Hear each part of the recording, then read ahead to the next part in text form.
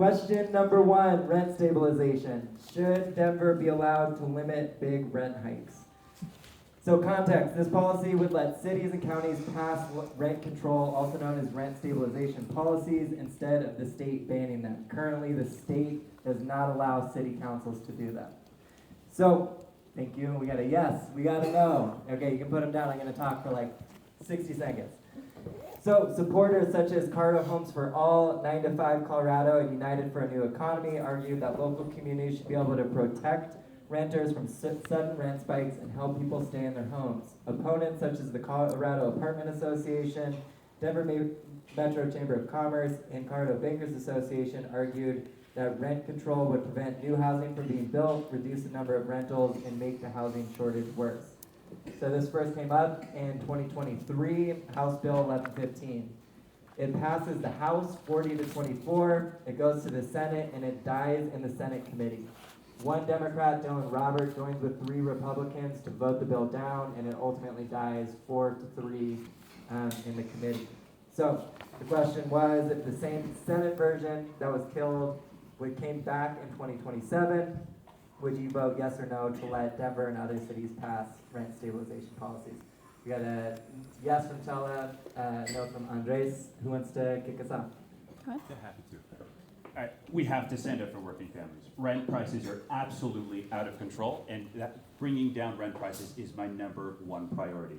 But I don't think that rent stabilization is the way to do that, and that's because the data is telling us that it leads to a decrease in the number of units. So let me give you a hard example.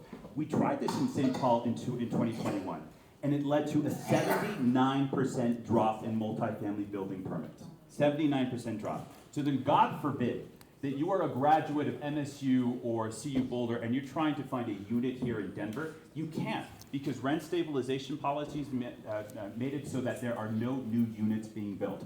Now the opposite happened across the Twin Cities over in Minneapolis. They rejected rent control and they saw building permits surge nearly 4-fold over the same period.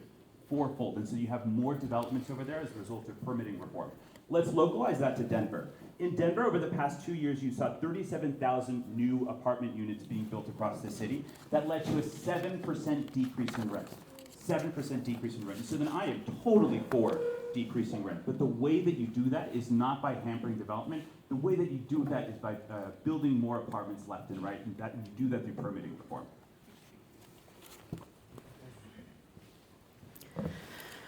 I strongly support rent stabilization and rent control. 56% of our district are renters. 56%. That means the majority, right?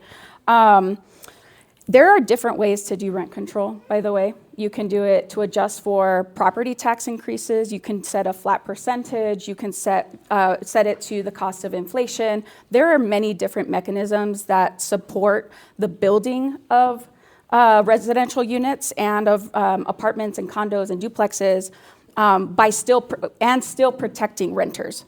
I strongly believe that the big reason that a lot of our families are being pushed out is because they can't afford their rents, on top of not being able to afford their property taxes or their mortgages.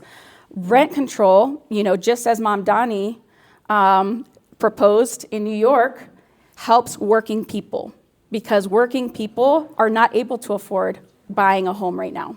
Between the price of interest rates and the price of housing alone, renters are stuck in their situation, which means that they need protections from the state, and we need to be able to make sure that local municipalities can have rent control without the state telling them that it's prohibited.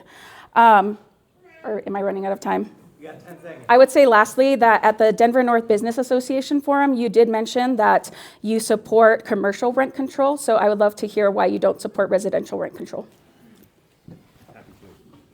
So I support commercial rent stabilization because it provides about 1.2 million jobs for our state.